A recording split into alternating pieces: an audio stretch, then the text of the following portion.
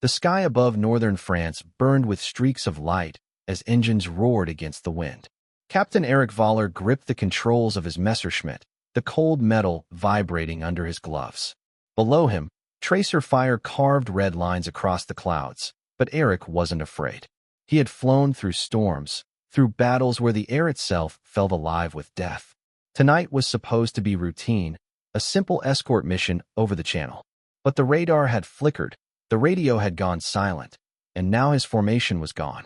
All he could hear was the lonely hum of his own engine and the distant thunder of a world tearing itself apart. He checked his compass, north. It spun once, twice, then stopped dead. Static filled his headset. He called out to his wingman, but only silence answered. The stars above looked distorted, as if smeared across the sky. He blinked, thinking it was smoke or exhaustion, but when he looked again, the horizon had vanished. 1 second he was flying through darkness, the next he was surrounded by blinding white light. The air turned heavy, and for a brief moment, he thought his plane was dissolving around him. He shouted into the void, gripping the stick so tightly his knuckles turned white. Then everything went black. When Erik opened his eyes, he was lying in a field. His uniform was damp with morning dew, his plane nowhere in sight. The sky was calm, blue, and perfectly clear. He stumbled to his feet, disoriented, searching for smoke or wreckage. But there was nothing. No craters, no sound of engines, no smell of fuel. Just birds singing and the faint scent of grass. For a moment, he wondered if he had died mid-air and woken in some strange afterlife. Then he saw a farmhouse in the distance. A woman stood outside, hanging clothes on a line, her face calm and untouched by war. Erik approached, speaking in German, but the woman frowned. She didn't understand. He tried English, haltingly. She nodded slowly, her eyes widening as she looked at his uniform. "You're one of them," she whispered. "But the war is over." Erik froze. "What war?" he asked. The woman stared at him, confused. "The big one. Ended 2 years ago." His stomach turned cold. 2 years? He had been flying over France in 1943. Now she was saying it was 1945. He reached for his pocket watch. It was still ticking, still showing the same hour he had vanished. He looked around as if the air itself would give him an answer. His mind raced. Maybe he had crashed and lost his memory. Maybe he was dreaming. But then he noticed the faint imprint of his plane's wheels in the soft dirt behind him, leading nowhere, fading as if the earth had swallowed them. The woman's husband appeared at the door holding a newspaper. When Erik saw the date printed across the top, his knees gave way. October 1945. 2 years gone, and he had no memory of where. The husband stared at him with a mix of fear and pity. "You should leave," he said quietly. "If anyone sees you in that uniform, they'll think you're a ghost, or worse." Erik didn't argue. He walked away down the dirt road, his boots dragging through the dust, his heartbeat loud in his ears. The war had ended without him. The world had moved on, but he hadn't. Somewhere between the sky and the ground, 2 years of his life had disappeared like smoke. And deep inside, he knew that whatever had taken him wasn't finished with him yet. Erik wandered aimlessly down the empty road until he reached a small village, its houses repaired and freshly painted. Children played in the streets, shouting English words that sounded brighter than he remembered. War had left its scars elsewhere, but here, life had returned. When he tried to ask for help, people avoided him, staring at his faded Luftwaffe insignia. He caught his reflection in a shop window and hardly recognized himself. His hair longer, his eyes older, his body thinner, as if those missing 2 years had happened to his soul instead of his skin. He finally found shelter in a church on the hill. The priest, an elderly man with gentle eyes, didn't ask many questions. He offered Erik bread, water, and silence. Later that night, as candlelight flickered on the walls, Erik told him everything. The light, the noise, the sudden jump through time. The priest listened without judgment. "Sometimes," he said softly, "God removes a man from the storm not to save him, but to show him something he wouldn't see otherwise." Erik didn't answer. He was too tired to believe in miracles. In the following weeks, Erik tried to contact anyone who might know him. He wrote to an old squadron officer in Berlin. Weeks later, a reply came. The handwriting was familiar, but the words felt foreign. Captain Voller was declared missing in action, presumed dead, 1943. There was even a note saying a funeral had been held in his hometown, a plaque carved with his name. His own death had been recorded in perfect order. He was a ghost with papers to prove it. Determined to uncover what had happened, Erik found a small British airfield nearby and approached the guards. They held their rifles steady as he explained in broken English who he was. They didn't believe him until he mentioned codes and missions that only a real Luftwaffe pilot could know. After hours of interrogation, a young intelligence officer pulled him aside. "You disappeared off radar during a storm," the man said. "No crash, no signal. We thought you burned up in the sky. Now you show up 2 years later without a scratch. How?" Erik didn't know how to answer. He only remembered the light, the sound, and waking in that field. The officer studied him for a long time before saying, "There were reports that night, strange radio frequencies, compasses spinning, entire aircraft vanishing for minutes. You weren't the only one." That single sentence hit Erik like cold air. He wasn't alone. Whatever had taken him, it had touched others too. That night, they let him stay in a barracks under watch. He lay awake, staring at the ceiling, remembering flashes he couldn't explain, voices whispering through static, a landscape of white clouds that glowed from within, and a feeling that time itself had folded in half. He pressed his palms against his face, trying to recall anything solid, but all he felt was the echo of that silence he'd found in the light. Somewhere deep inside, a thought kept repeating. He hadn't just vanished. He had been taken for a reason. Weeks later, Erik was moved to London for further questioning. His story had reached military intelligence, and now uniformed men with clipped accents and sharp eyes surrounded him, speaking in half-truths and notes. They asked the same questions in different ways. What he saw, what he heard, what he remembered. But the more they pressed, the less sense it made. His answers sounded like fiction, even to himself. He could only repeat, "There was light, and then I woke up." The officers exchanged glances, not of disbelief, but of curiosity, as if he had confirmed something they already suspected. Late one night, a British scientist named Dr. Gray visited him in private. He carried a folder filled with old flight reports, maps, and static-filled photographs of missing aircraft. "You weren't the only pilot who vanished," he said quietly. "2 British bombers disappeared from radar the same night as you. One reappeared over Belgium 12 minutes later. The other never returned." He paused, then slid a photo across the table, an image of Erik's plane, taken from a reconnaissance craft, dated 2 years earlier. The same night, he had vanished. "This was taken hours after you disappeared," Dr. Gray said. "Your aircraft was seen flying perfectly level, with no one inside." Erik stared at the picture until his vision blurred. His plane, his machine, had flown without him. "That's impossible," he whispered. "The cockpit was sealed." The scientist nodded slowly.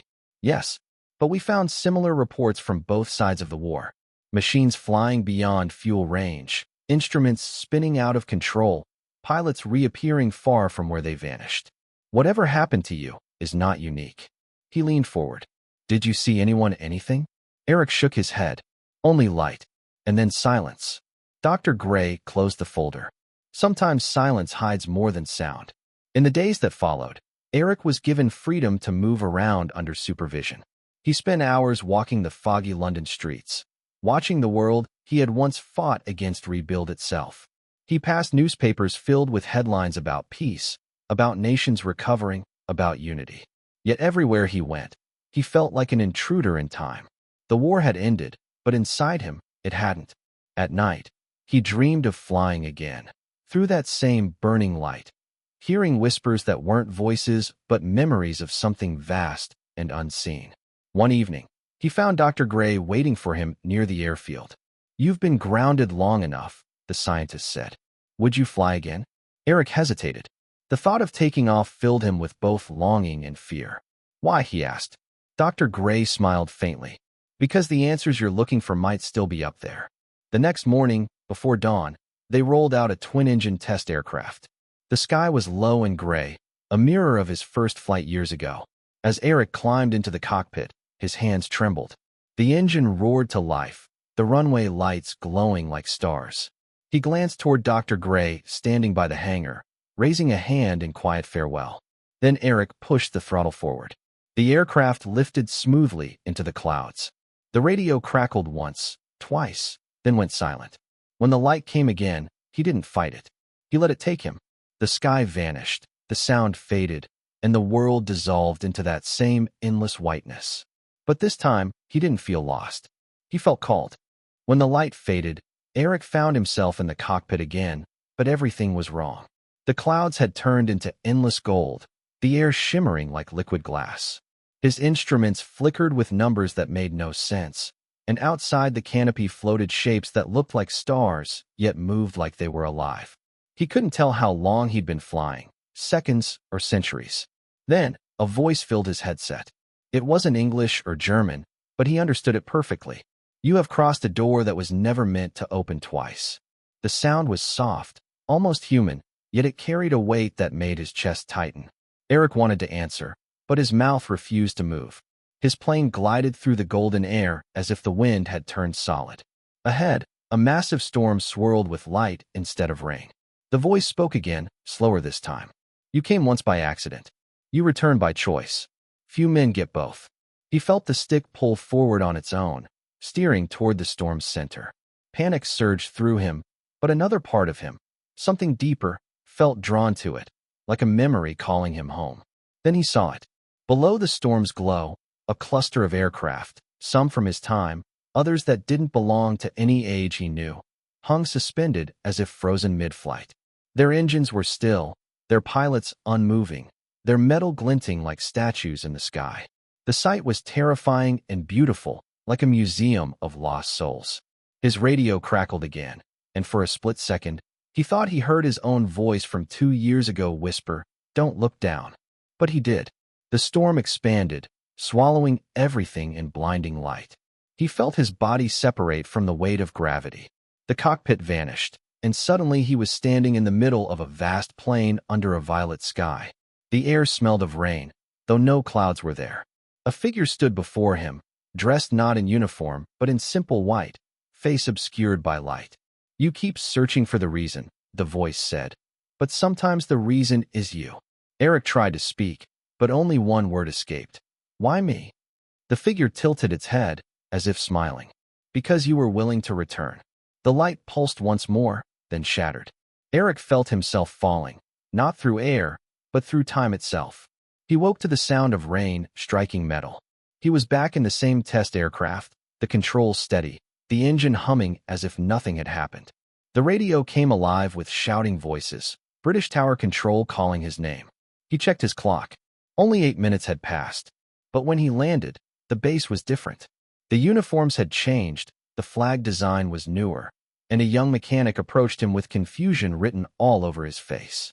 "Sir," the man said cautiously, "this aircraft hasn't flown in 30 years. Erik looked down at his hands, still steady on the throttle. The air around him smelled like history. The world had moved again, and he had crossed the door one more time. The hangar filled with voices as soldiers surrounded the old aircraft, snapping photos and whispering to each other. Erik stepped out slowly, his boots touching the ground like they were landing on a foreign planet. The air felt strange, cleaner, colder, filled with a kind of silence that didn't belong to his time. A young officer approached him cautiously, clipboard in hand. "Sir, identify yourself." Erik took a breath. "Captain Erik Voller, Luftwaffe, Flight Division 3. The officer blinked, confused. "Luftwaffe? That hasn't existed for decades." Erik frowned. "What year is this?" The officer hesitated, then said, "It's 1975. The sound of the number hit Erik harder than any crash could have. He had jumped again, not minutes, not years, but decades. Around him, the base looked rebuilt, cleaner, with machines far more advanced than any he had known. Soldiers wore new uniforms, their weapons smaller, sleeker. A large poster nearby showed a plane he had never seen before, a jet that could cut through sound itself. He was taken to a small office where men in suits questioned him for hours. They asked where he came from, what he remembered, how he had survived. Every time he told the truth, they exchanged looks he couldn't read, fear mixed with wonder. One of them placed a file in front of him. Inside were photos of him, aged only by a few wrinkles, standing beside his old Messerschmitt. The file said, "Pilot recovered. Disappeared 1943. Reappeared 1945. Declared missing again same year." It was as if time itself had been keeping track of him. Days turned into weeks. Scientists examined him, tested his blood, studied his plane, but nothing made sense. The aircraft was perfectly preserved. No rust, no dust, not a single scratch that time could explain. The fuel inside the tank was still fresh, the oil unchanged. It's as if it never aged, one engineer whispered. But Erik knew. Time didn't pass the same way wherever he had been. It bent, folded, and let him slip through its cracks. One night, unable to sleep, Erik stood outside the base and looked up at the stars. The sky was the same, yet completely different. The constellations seemed to shimmer in ways they hadn't before, as if the universe itself was aware of him now. A quiet voice behind him made him turn. It was a scientist who had been kind to him, a man named Lewis. "You don't belong here, do you?" he asked softly. Erik shook his head. "I don't belong anywhere anymore." Lewis nodded. "We've studied everything. The readings from your plane, your watch, even your heartbeat. Every instrument reacts differently when you're near. It's like you carry time with you." Erik looked at his hands, the same ones that had touched controls from two worlds. "Then maybe it's not done with me yet." The next morning, the hangar was found empty. His aircraft was gone. No alarms, no witnesses, no footprints. Just an open door and the faint smell of engine fuel in the air. Some said he ran away. Others said he flew again. But those who saw the radar that night told a different story. A small blip appearing high above the Atlantic, moving faster than any known plane, vanishing into a patch of light that glowed for just a second before the sky returned to silence.